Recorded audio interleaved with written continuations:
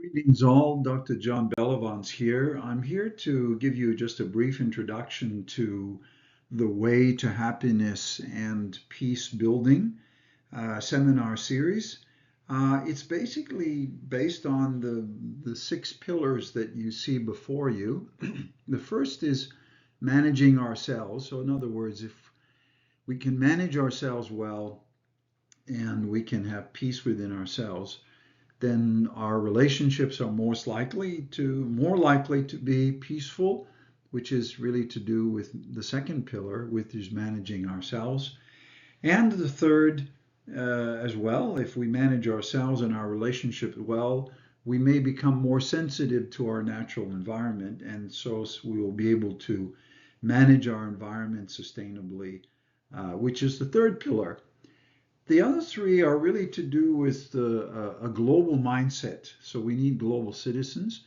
So in the global village, we need shared values, shared universal values, and we need to be aware of our interdependence. So what happens in one country affects another. We've seen that in all global events. And the final period, the pillar six, is to do with mutual prosperity, that we really learn to develop our economic system so that everyone can flourish. And clearly, we need this. So let me explain a little bit more about pillars one, two, and three.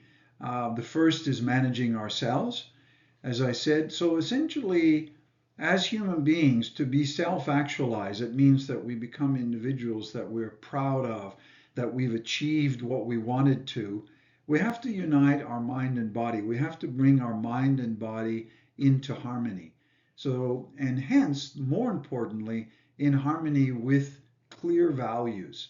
I here in our seminars, we always put love because love is the central value of life, which is what we try to encourage people to be aware of, that love and the values that come from there and the abilities that come from there make us successful individuals.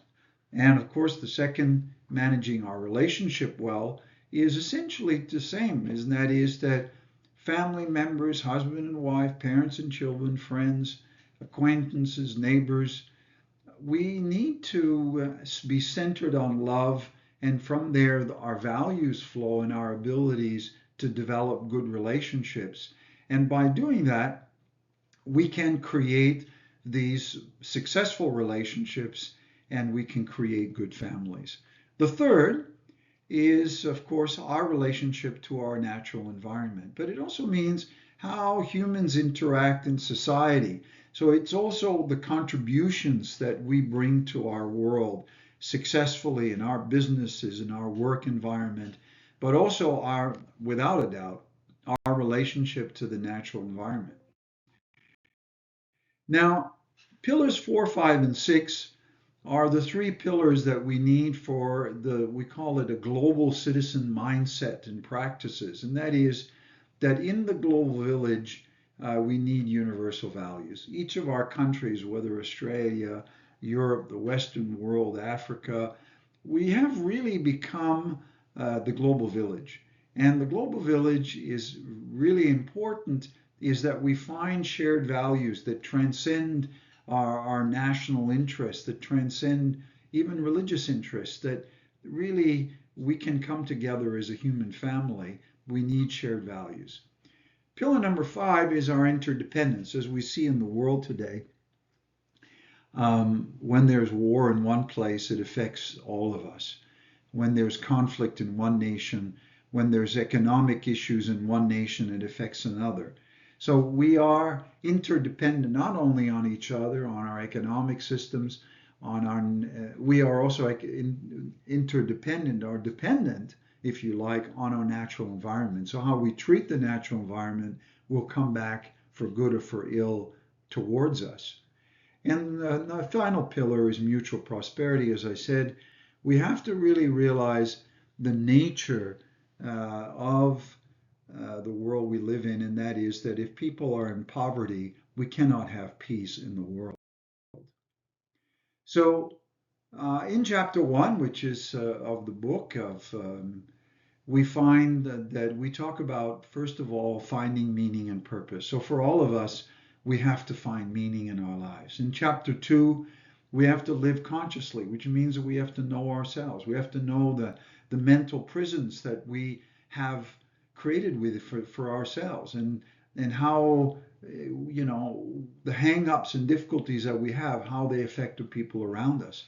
And which brings us to then taking personal responsibility. And there is no excuse, no substitute for personal responsibility. In chapter 4, we talk about mind and body relations and mindfulness. And from the diagram here, you can see when our purpose and our values and our meaning, and we live consciously, we can become self-actualized individuals. However, our body can also be our enemy and sometimes, and that is that we tend to follow immediate gratification urges or impulses. But if we do that, that can lead us towards being unethical and ineffectual as individuals. So in pillar number 2, we look at love as the central value of life. You can look at all kinds of moral codes and rules, but ultimately love is the central value of life. The values and practices that underpin a good relationship are also looked at very deeply. How to build good practices, and finally also the families as schools of values and love.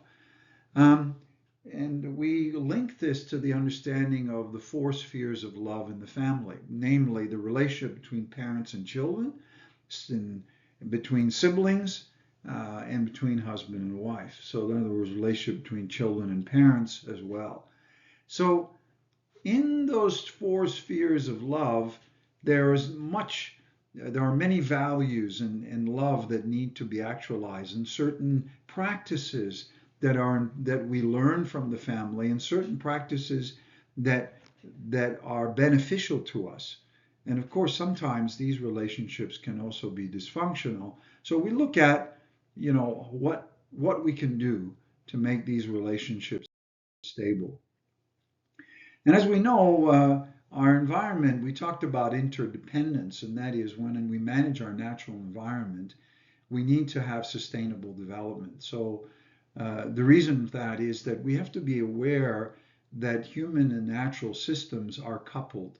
So if humanity pollutes the environment, then we will get that input and output, this giving and receiving, will feed back to us. In other words, humanity may not have clean water or clean air.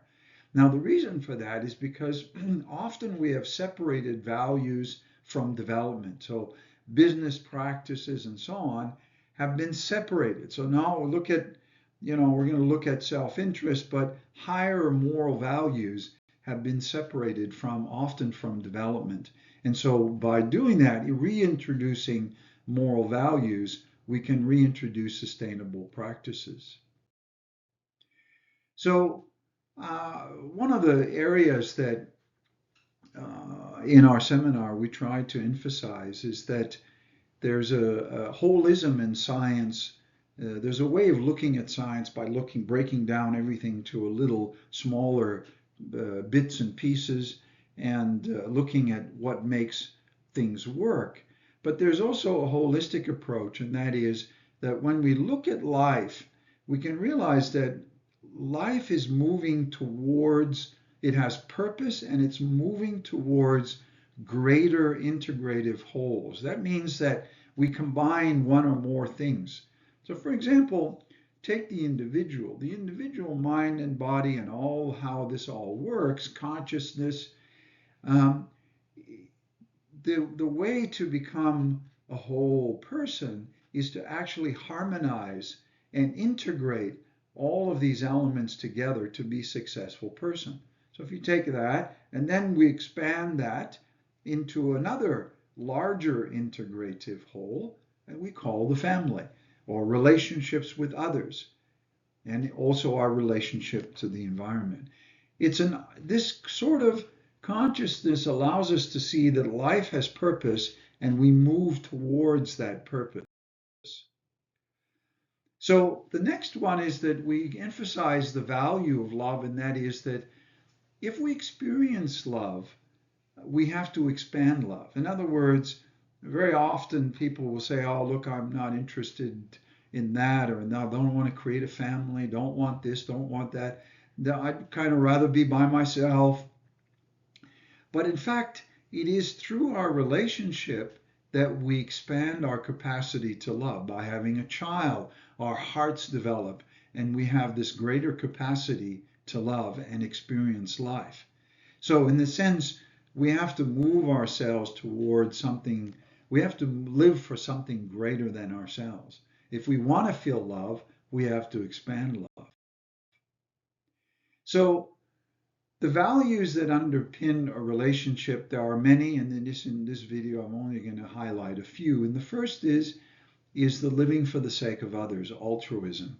So we need to learn to live for the sake of the other, not to be teenagers, even though we're adults, but to really have a mind that is considering the nature or others. Because as we experience love and values in the family, as we talked about, then we expand that. Think about it when you live if you're an individual, then you create a family, you're expanding your love and you're expanding the values within that family. But then take that family. The family members go out into the world and in society, and that love and those values that were acquired in the family are then expanded into how your children will relate to others in society, depending on the values and love that they have received.